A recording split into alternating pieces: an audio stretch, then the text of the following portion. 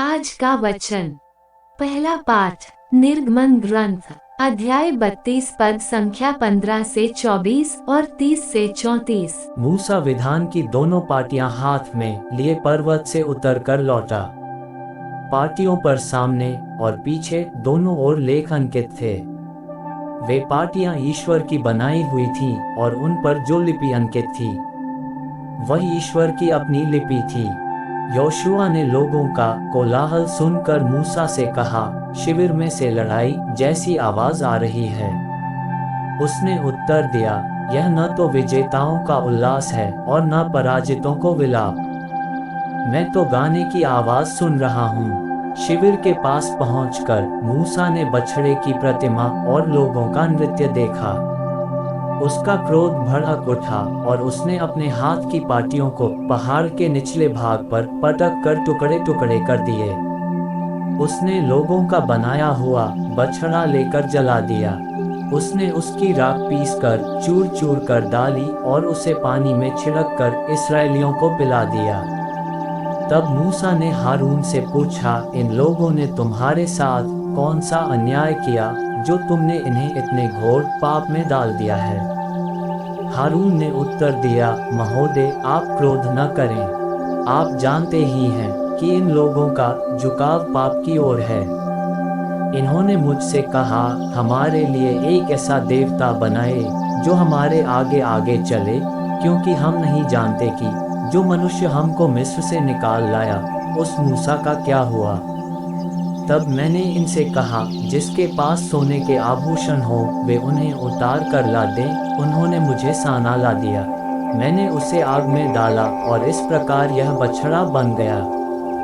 दूसरे दिन मूसा ने इस्राएलियों से कहा, तुम लोगों ने घोर पाप किया है। मैं अब पर्वत पर प्रभु के पास जा रहा हूँ। यदि हो सका तो मैं तुम्हारे पाप का प्रायश्चित करूँगा।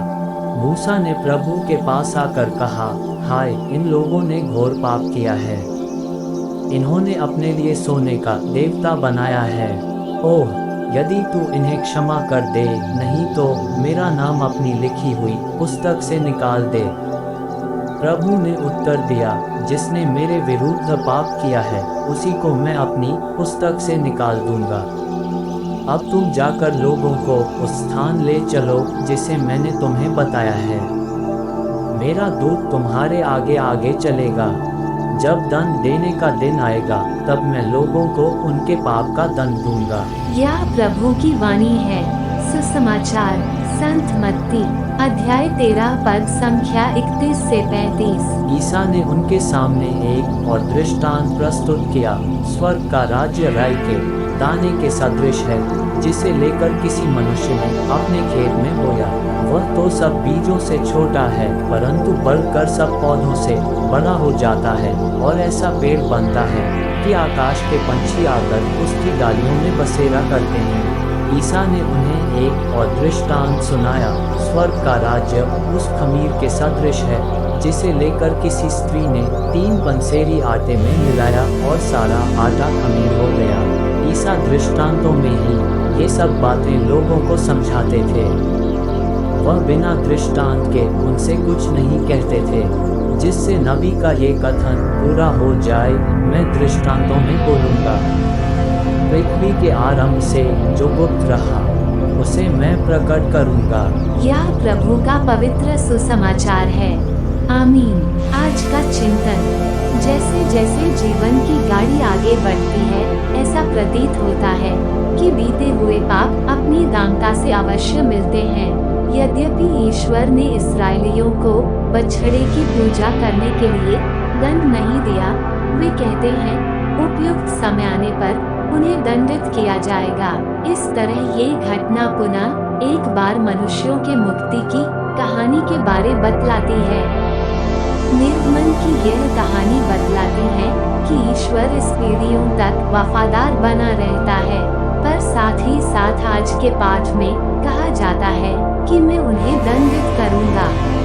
इस संदर्भ में आज का सुसमाचार शुद्धिकरण की बात करता है। इस्राएलियों की भांति हम भी ईश्वर की चुनी हुई प्रजा हैं, जिनमें सरसों की भांति अपने जीवन को बेहतर बनाने की क्षमता है। यदि हम प्रयत्नशील रहें तो हम अपने पापमय जीवन को अवश्य निकाल फेंकेंगे, क्योंकि ईश्वर की कृपा सदा हमारे साथ है।